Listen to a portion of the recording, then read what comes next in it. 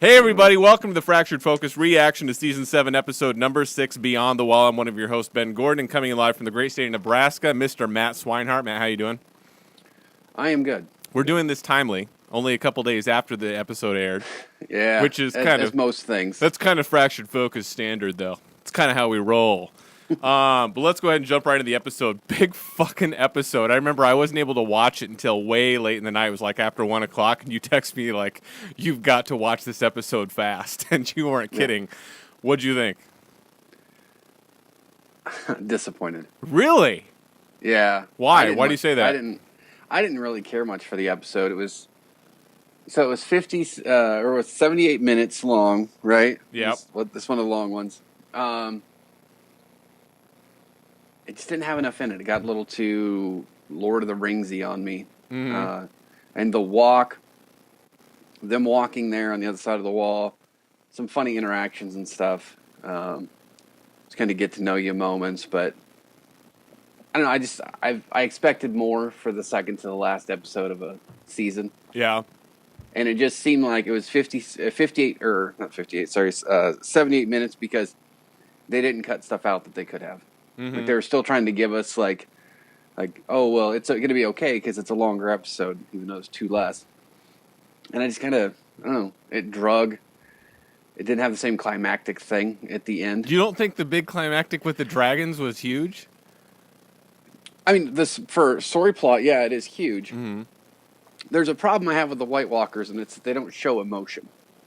Yeah. So they're a hard enemy to portray, and with the Night King just being so calm and nonchalant about everything, right? It just doesn't. It didn't have that same crescendo that some of like the Blackwater episodes had, or would you say the that Red they're Wedding. Icy cold temperament? YouTube.com/fractured focus.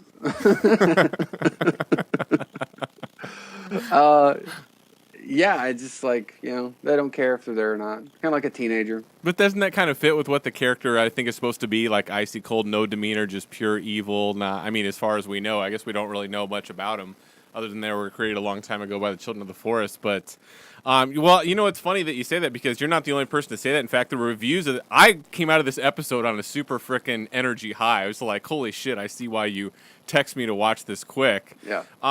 It wasn't a perfect episode. Even the showrunners admit there's kind of some leaps in logic that you just kind of have to go with from, the time frame and stuff. We'll get into stuff like that. Overall, the episode doesn't seem to be as highly reviewed as the last couple, which I can see their points in yours. I can't disagree with that.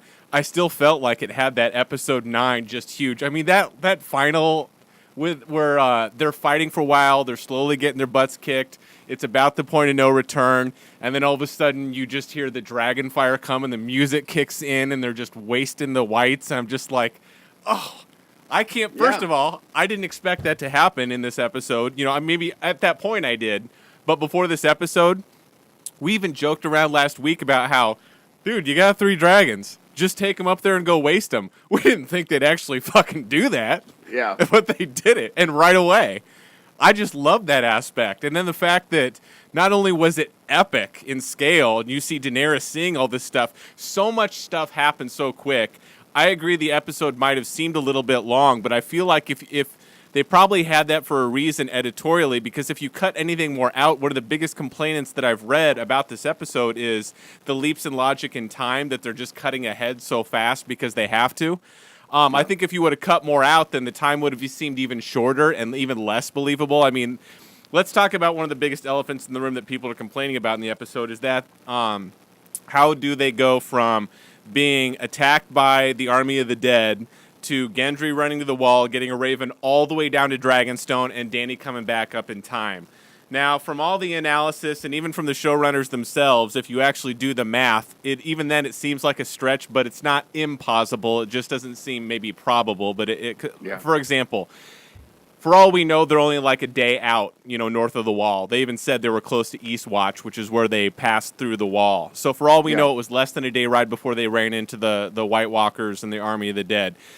If that's the case and they're going at a slow walk pace, it is theoretically possible if Gendry's running to his last breath, which it looks like he was basically doing, he could have run back to the wall in a matter of hours, right? Hypothetically speaking. If we have a raven God knows how they know where to go. We're going to just bypass that. Okay, this isn't a physics question. But going a few thousand miles in the span of a couple days to Dragonstone is theoretically totally doable, depending on the currents. And those African swallows are now migratory. Yes. Yeah. Wind speed velocities and right. Yes. Yeah, exactly. Yes. But theoretically, that's possible in a couple of days. And if Danny is on this huge dragon that is going to go way faster than a fucking raven, she could, I'm assuming, even go all the way from Dragonstone up to the wall in potentially, less than a day, a handful of hours, maybe 6, 10. I mean, who knows? I'm sure somebody could try to figure out if you can figure out whatever, dragon physics are. Like, this is going to be believable anyway. But if that's the case, if you really, especially I noticed this in the rewatch, as soon as they get stranded on that island, or if you want to call it that rock, and I love the way they did it because it did make sense. If they could barely make it over the ice, then of course a whole bunch of people is going to crack it to the point where they can't cross. I like that setup. But then they show it goes from nighttime or from daytime to nighttime, and then it's daytime again. So they do cut scenes back and forth a lot, but it's been at bare minimum one day. But we kind of get the interpretation that they've been there for at least a few days. And the showrunners or somebody was online trying to analyze this, how it might even be plausible where I'm getting a lot of this stuff. And for the water to completely solidify where the entire army of dead could cross over would take a minimum of 3 days. So it's technically possible, and I had so much fun in the episode and understand, we're jumping in time a lot faster in this season. I really didn't care about that particular aspect, but I'm assuming that wasn't like maybe one of your biggest issues with the episode, was it? No, I mean, that's suspension of disbelief in that regard. I mean, it's with anything. Right. I mean, we believe dragons fly, and for Christ's sakes. They do. We saw it. Okay, we're going to argue about how fast ice freezes over. Yeah, exactly. I mean, you know that the specific heat of water is 4.18 joules per... Yeah, exactly. So, I mean, that wasn't the part that got me. And it wasn't that it was bad. It just... I wanted a lot more out of it. The problems I had with it are... So, they find a isolated group. They attack them. John kills the one, but then there's somehow one left. Mm-hmm.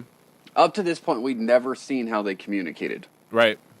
But then all of a sudden, they attack the one. He starts screaming. So they obviously have some form of communication that brings all of the other ones in there, unless it was just an White ambush Walker to begin with. We all know this. Yeah. I don't know. It's thin, and I'm still on the fence about this whole we got to bring a White Walker to King's Landing bullshit. Well, white, but yeah. I don't. Yeah, I didn't like the idea to begin with, the previous episode, right? And it just like really, yeah. Everybody's dying to bring this one guy, and if you look around, there's thousands of these idiots standing there. So you could have taken any one of them, right? Well, I think the hardest part is getting one, but getting away from the rest, which is the biggest challenge. I was hoping, sweet, they found a scouting party. This isn't going to be that hard. And regards to all them dying, all the whites dying when they kill the White Walker, and my God, did John take out that White Walker no problem? I mean, if they could just get around this army of the dead shit and have 50 people with Valyrian steel, this war should be over like in 5 seconds. Yeah, as long as he doesn't have any more of them ice javelins. Yeah, but at first I was confused as hell by that too. I'm like, wait a minute, all of them died but one? That's a little fucking convenient. Now this is some lazy writing. And then they address it in the show later, and you realize, oh, that's an intentional plot point to show, well, that they probably die from when the White Walker that created those individual ones died. We just happened to get lucky, and there was one that wasn't created by that one in the group. You know what I mean? Like, to me, that was a plot point that was intentional. But as far as some of the stuff I did like up there, you even brought this up. Do you think it's even going to come up that Jorah Mormont is going to see that Jon Snow has his father's sword and stuff like that? Yeah. And they even talked about that in the episode, which I thought was really cool. I like the back and forth between Gendry and the Brotherhood. You fucker sold me to a witch. Well, priestess, but kind of close, yeah. Yeah, and I mean, obviously the Hound, the actor and the character just continue to be awesome. Oh, right? And how about his... Disappointing in the fact that he kind of pussed out with the whole flaming sword and the polar bear thing. But if he didn't, wouldn't that have seemed weird for the character? That's always been his weakness. Well, I guess that's true. And I mean, it kind of follows that mold, and the same thing I said about Theon and why he's never going to change. Yeah.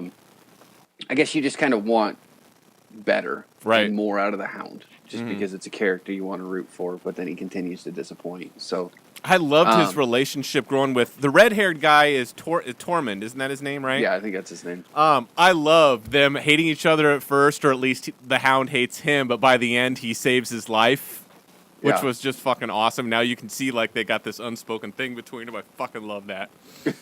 Well, that, and then I love the conversation. I mean, one of the benefits of the episode with the long walk type of situation was that when he started talking about Brienne, and he wants to have giant babies with her and rule the world. That was great. That part of it was really good. I was reading that apparently this Brienne and Tormund kind of romance, if you can call it that, at least from his side, because it's clearly not coming from hers, isn't in the books at all. It was just something that apparently the actor did on stage, and they thought it was funny when he smiled at her, and it's just grown from there. I love that. I hope they take that and do something cool with it, too. Yeah, that is good stuff. For Longclaw, at the beginning of the episode, we see more. Well, I guess we could talk about it, the entire thread throughout the episode. The Arya and Sansa dynamic is, I don't know. I don't get fucking Arya's, even when they talk. I understand it plants the seed of doubt. Like, what the fuck? How could you do this? They talk about that in extensive dialogue. But then when she's coming up to Sansa towards the end of the episode saying, I could cut off your face and be you, and then she just hands her the knife, I'm just thinking, Jesus Christ, Arya, what the fuck is happening to you? This is beyond dark. This isn't even help. This is like bad. It makes me think back when the priestess saw her once and said, there's like a darkness in you. And I'm like, I think it's reared its ugly head. But I was like, Jesus. Yeah, when she finds the faces under her bed. Mm-hmm. Yeah, that, and I guess that kind of bothered me too. I mean, the direction they're kind of taking those two. I mean, I hope that it actually comes to where it surprises us that they're both kind of in the know as far as for what Littlefinger's doing. Right. Maybe they're just playing his game so that he can see them doing it. I'm just hoping that there's more there. I'm hoping it's not going to be this extremely shallow, naive reason for one of or both of them to die. Well, if history says anything from the show, there probably will be. You know what I mean? Well, I guess Arya more than anything. Arya is just the disappointment that she hasn't caught on yet. I mean, Sansa, just like all the other characters, is always going to be the same. Yeah. So, I don't know. At least Littlefinger finally has a purpose now, because for the rest of the season, he's basically been just sitting on the sidelines, and it's just cool to see him at least fucking doing something now. You know? He's effectively driven a wedge between the two of them, which was interesting. Yeah, I mean, we'll see. I'd like it if that wedge was just kind of manufactured by the girls and not something Littlefinger had something to do with. Yeah. But, yeah, we'll see. We'll see where that one goes.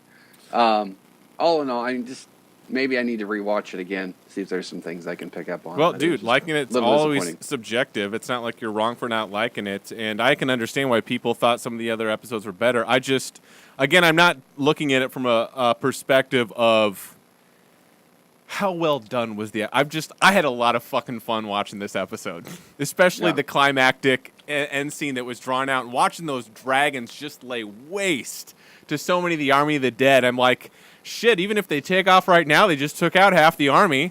Yeah. This is awesome. And then, something I never would have expected, now the White Walkers have a fucking dragon. Yeah, again. Did you see that coming ever? I didn't. I know I didn't. I guess, again, to me, that's so kind of thin, though. I mean, the one javelin throw, and he takes him down when they had that ballista in that one fight out of... if anything, I would expect the Night King magic, unexplainable whatever would make a lot more sense than Bronn doing it with some barely put together medieval metal tool. You know what I mean? Like, if we're going to go medieval magic-wise, I mean, he did miss the second time, so he's only shooting 50%. And Bronn, which is basically the same as Bronn. So if Bronn could do it in 1 out of 2, and the Night King could do 1 out of 2, what the fuck are you complaining about, man? Because they're not. So does that mean is Bronn the Night King? I've never seen them together. That's true. Like Batman and Bruce Wayne. Start putting that out there, everybody. # fractured focus. You heard it here first. Bronn and the Night King are one and the same. No holes in that logic. Never seen them together. But you know what? Based off of what we saw, even in the first few minutes of that dragon fight, where they're just kicking ass to all the whites, they kind of needed something to level the playing field, because when we finally come to war and you saw what happened in the matter of a few seconds, Yeah. they got to have some other edge. This was unexpected for me. I couldn't believe it when I saw that. I'm like, oh my God, so is this like dragon going to like shoot ice breath or something, or how's this going to work? Yeah, it's a good question. Mm-hmm. 'Cause, I mean, the White Walkers don't really breathe. Yeah. At least the whites don't breathe. How's Dany going to take facing off against one of her children that's now undead? Yeah. That's...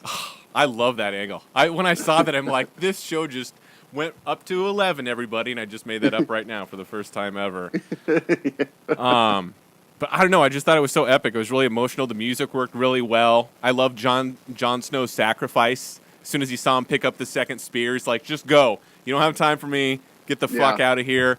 How about Benjen popping back up? I thought that was a great send-off for that character. Yeah, because it was kind of uncertain what had happened to him after Bran. Mm-hmm. So, yeah, to actually see that he was still around. Kind of half undead, half alive, not fully there. Because the last time he saw Benjen was the very first episode when he was gearing him up for the Night's Watch. Remember that? No. Yeah. Maybe he left. Well, maybe that was the last time we saw each other. Episode 1 or episode 2. Season 1, episode 2. Because at some point he was up there with him at Castle Black, and then he left. Yeah, past and then the wall, he left. Right. He left to go north of the wall. Mm-hmm. I just thought that was a great, full circle to come back and see that he's like sacrificing himself for. I don't know. I just thought that was really cool. What Did Bran send him? No. I mean, that's the thing. Is it was like the Three-Eyed Raven sent him after Bran, so then Bran send Uncle Benjen after Jon? Possible. I don't know. I mean, my guess is, maybe if that was the case, they're probably going to tell us at some point, or unless why have that happen and not let us, the audience, know. Yeah. He just showed up to help Bran. It doesn't surprise me he would just show up to help Jon too. He's obviously close around the army of the dead. He said he can't pass the wall too because of the magic that's in the wall that keeps the dead out there, and he's not quite alive and not quite dead. Yeah, but who knows? Dany and Tyrion's relationship was kind of interesting to the point where I'm almost getting frustrated. And I really don't know who to be ticked at more, because Tyrion's making some good points, but he just is starting to come across as whiny all the time. And Dany sometimes is just like flat out.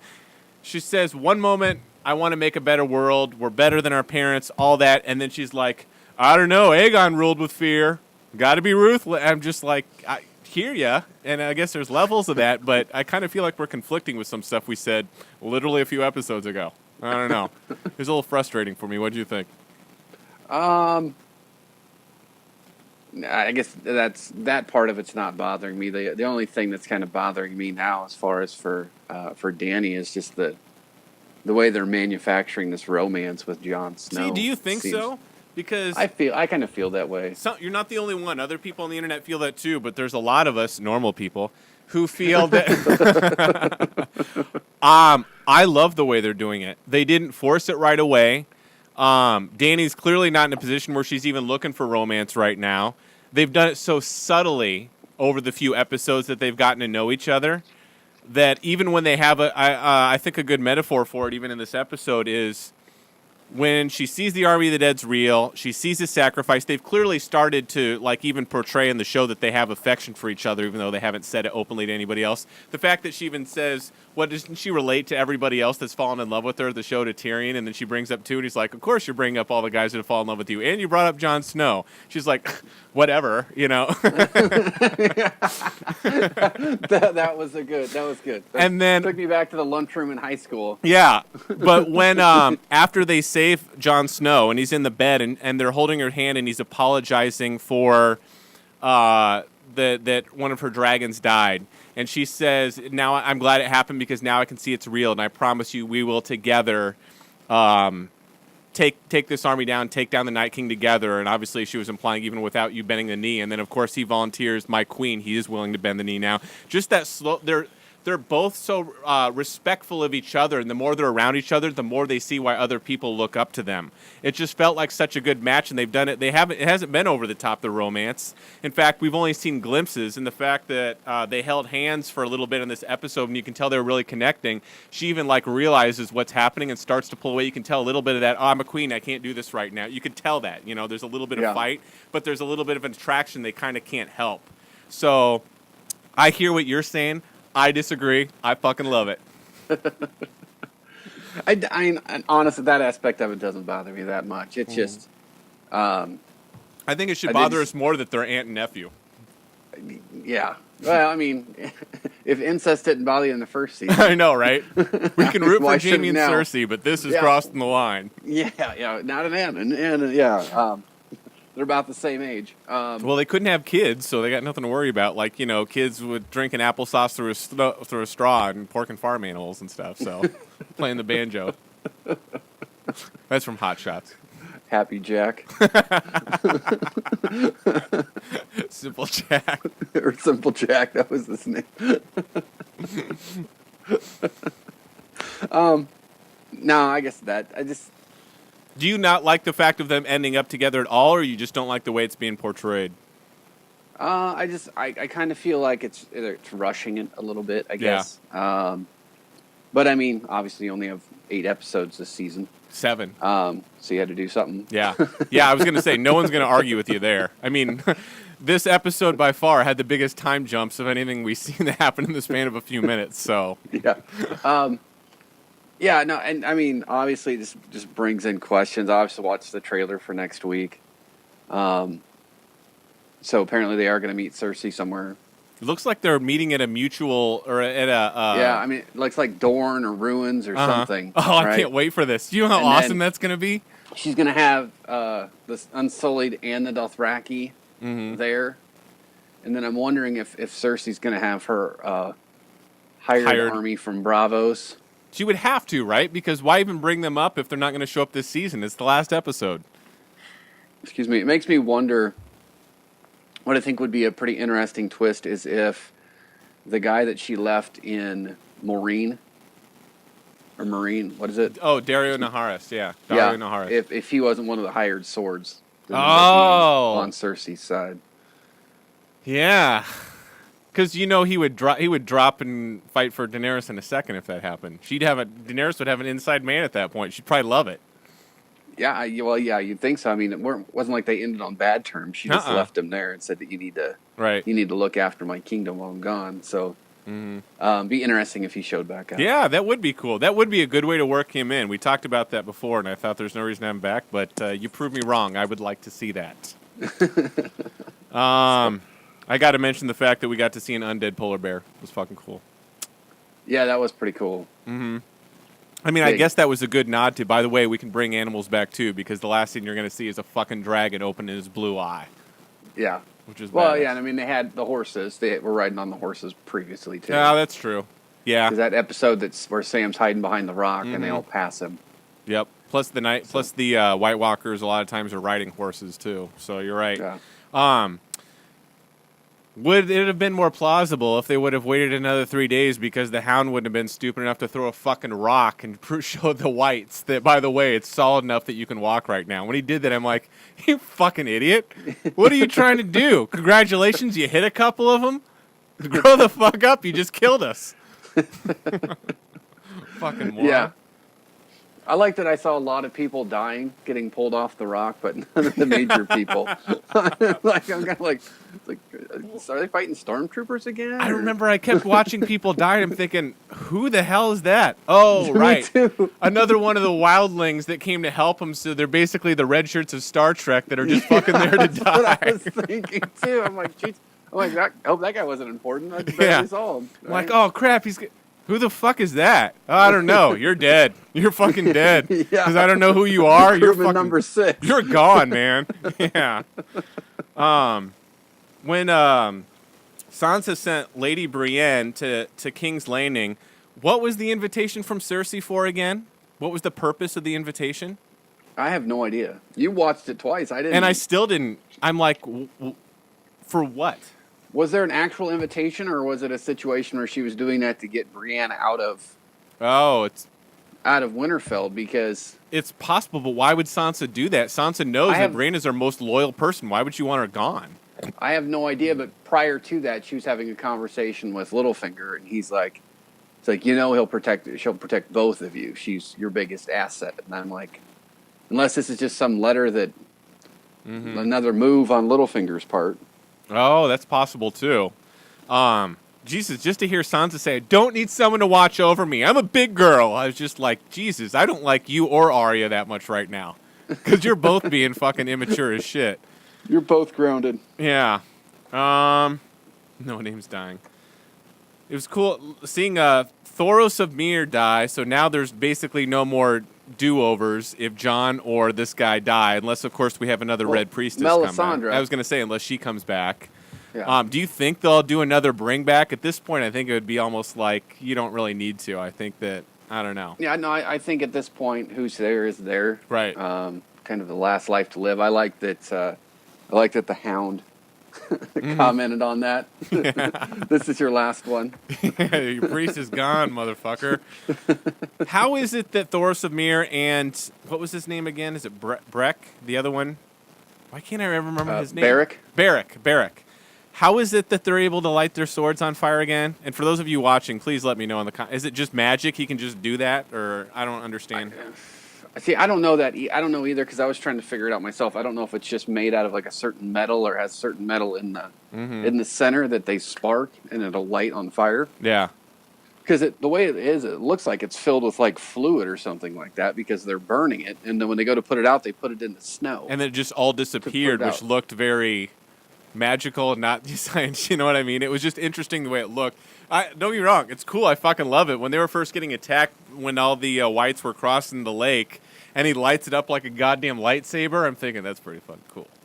Because we do like Star Wars here on the show, and that was kind of cool. Yeah. I think it's just a trick. I don't think it's magic. I think it's just a trick, something that they do. Well, for those of you that know more than us, let us know in the comments below, because I would love to. I'm just curious about that. Those are the biggest things that I had for the episode. I guess for the previews for next week, we basically saw them. Looks like you're right. They're all going to meet at a mutual agreed upon location. It'll be interesting. I can't wait to see all these characters come together. So do you think we're going to have Dany, Jon Snow, Cersei? Do you think we're going to have all of them together? I think we kind of have to, right? Yeah, I mean, I think you're going to see Varys. You're going to see Tyrion, Jaime. Hopefully you see Bronn. And apparently this is going to be a long episode, too, like an hour and a half. Yeah, this will be the longest one, almost an hour and a half. Here's my hope, especially based off of the pacing of this episode. And I agree with your points about how some of the stuff just felt rushed. Or maybe even too drawn. I don't know. It's a tough situation, given what all they have to work with. Yeah, they either needed more or needed less. Right, yeah, which is an interesting conflict. I really hope when we have this meeting of all of them together again, for so many people that haven't seen each other in so long, or some people never seen each other ever, that roundtable discussion is long and fulfilling. It's not too short, where we just get a couple glimpses from back and forth. Oh, yeah, remember Varys? You fucked me over? Anyway, we're good. Let's talk about you know what I mean? I hope that we get some decent dialogue going back and forth to kind of get some closure. Or not, I don't know if I'd call it closure. I'm really excited about have the dialogue of all these people together, because there's so much animosity from so many different perspectives. I want the scene that we had with all the guys before they went north of the wall, but more so and drawn out more in depth. That's what I want. Yeah, you're not going to get that, though. There's going to be a lot of brooding, a lot of mean, evil things said to each other. Yep. A lot of passive-aggressive things. And then ultimately it's going to end with a fight. I mean, I have no doubt that the armies are there. Mm-hmm. There's going to be a fight. So something's going to happen. Somebody's going to die that's there. Yeah. And there's going to be a fight. Do you think because you know that Cersei is going to prod at them more and incite more animosity than anybody else at that table, just because she's like a fucking hateful person? Well, yeah, and she'll have Clyburn there, so she's conniving, and she's, definitely wouldn't drink anything that they bring. Is anyone, and I hope the Hound is there too, because he's the person most likely I could see. Do you think anyone there is just going to come at her and just third grade attack her verbally, like, you brother fucker, or something? I would love to see some like really low key stuff like that. I think there's going to be a lot of that kind of, maybe not brotherfucker said, but there's going to be a lot of those jabs being thrown out there by Daenerys and Cersei in the conversation. You know what I would really like to see? Start the episode out, and I want to hear Arya's list at the beginning of the episode. Who would, just off the top of our heads, who would still be left? She said to even the person she was trained with that she had taken the Hound off her list before he actually died when she was playing the Lion game. But there's still Beric, who I'm assuming... What? Sorry? No, yeah, Beric was on the list. Cersei's on the list. Isn't that it? Meryn Trant's dead. Joffrey's dead. Yeah. I'm trying to think, because we lost some last episode. Walder Frey's dead. The Red Lady. All the Freys are dead. Was she against the Red Lady, too? Was the Red Lady on our list? Yeah. Okay. The Red Lady was on there. Okay. So Melisandre was on there. It'd be interesting if Melisandre showed up for this little meeting, too. We know she's coming back at some point. Might not be till next season. Do you think we're even going to see this undead dragon next episode? I bet they save him for a big climactic thing in season 8. But we don't even know really what's going to happen tomorrow or next My week. idea is that I'm thinking that you're going to see the dragon at the very end of the episode, and either the what can't I think of what they're calling him, the King of the Dead, whoever he is. I think you'll probably see him riding it, and maybe going to East Watch or something. It'd be so fucking cool. Oh, dude, I love the fact that they did this. This was. It's not really when after it happened, I'm like, oh yeah, of course that makes sense, but I still never would have even thought they would go there. But again, I'm not that smart. Think about all the people that are going to be at that meeting, because you're going to have Jon Snow, Cersei, Jaime, Jon Snow, Daenerys, Daenerys' interpreter. I can't remember her name. Yeah, I can't remember. And then you're going to have Varys, Grey Worm. Tyrion. Yeah. So yeah, pretty much everybody. I mean, okay. Here's what could happen. They go to this little meeting or whatever, and they take all their armies, and then Cersei has what's his name destroy Dragonstone while they're at the meeting. But why would she do that when Dany still has a couple dragons? So she has nowhere to retreat to. She could just take her dragons and waste King's Landing and the meeting, and you know what I mean. She's like holding all the cards. I'm really thinking Cersei's going to make a move at this. Oh, point. I have no doubt she's going to. I think doing the whole something relevance of the White Walker is going to be, oh, there it is. What'd you bring me? Type of thing. She's not going to give a shit. She doesn't care. Yeah, it'll be interesting to see how that gets through when they actually bring proof and bring a White there. I'm curious to see how this goes. But you know she's planning something, of course. Whether it comes to... Because if you think about it, Cersei's at a disadvantage right now, and she fucking knows it. The dragon's wasted without... And that was just one of them. And the Dothraki. And the Dothraki, yeah. Yeah, wasted them. She's at a serious disadvantage. Even if she hires the thugs, Jaime even said, they'll beat any army. Plus, they have dragons. So I think that I'm assuming the only reason she's even having this armistice in the or at all... is because something that like staves off any kind of war so that we can work from behind the scenes. But taking Dragonstone at this point would just kind of like be a big... I don't think that would hurt Dany. Like, she can have any castle she wants in 5 minutes. So I got an idea. What if Cersei puts Dragonfire underneath there and starts lighting it off, and Dany's the only one that survives that's at this council thing because... she is in fact fireproof. She could, but the dragons that wouldn't hurt the dragons, and they would still lay waste to King's Landing. So you know what I mean? Like they would still. But I don't think they're at King's Landing. I just think something. I'm hoping that something big happens. Right. I'm hoping it's not just an hour and 18 minutes of them. They sit down, shake hands, silver tongued. Hey, I'm sorry. No, I'm sorry, man. Right here, bump it, bump it. Yeah. Pound the potato. Yep. No. And then I hope it's not like. Well, that's never happened. Like in an two episode. ladies at work that don't get along and are constantly saying shit about each other while they're back to back. I don't want it to be that episode either. It's like, oh, are you fucking kidding me? She's saying something again? Well, you know how much this show is known for its boring dialogue and plots that basically go nowhere. So it's probably going to be a lame duck. Let's just All accept right. that right now and see how it goes. It needs to start trending up. I am disappointed with this last episode. So Fair enough. Fair enough. They all can't be winners. Well, for those of you watching, let us know what you think in the comments and what we missed. Let me know if that fucking sword is magic or what the hell it is, because I could look it up, but then some people argue, well, the books is different than the show and yada, yada, yada. I just want to know what you guys think, because that's all that matters to me. And tell us why you think this episode was fantastic, and Matt doesn't know what the fuck he's talking about. Because subjectivity is completely true for everybody's tastes, except when he talks about this episode. Well, and if you have a different view, maybe it can shed some light and fill in some of the holes for me. I mean, dude, you're clearly not even in the minority. I mean, again, the reviews on this episode were way lower than the last two, and I'm not going to argue the how saying how good something is means almost fucking nothing. Well, what do you mean by good? Or how do you compare that? I just really loved the episode because I had such an emotional high from it. I mean, I just so many things I didn't expect. I couldn't believe that they are actually already 1 week after we were joking around about how why don't they just take the dragons up north and waste them all? Holy shit, they actually fucking did that. Didn't see that coming. Oh no, my god, now they got a undead dragon. I loved how it played out, but again, I'm just probably easy to amuse. There's not a lot going on up here. It's fine. But don't forget, you can always check out regular episodes of Fractured Focus on youtube.com/Fractured Focus, where we talk about everything from geek news to nerd culture, along with random topics for discussion. With that being said, until next week, let us know why I'm right and Matt's wrong. Or vice versa, I guess, too. Yeah. And whether you think John's sword actually did anything or if it was just lighting. Fair enough.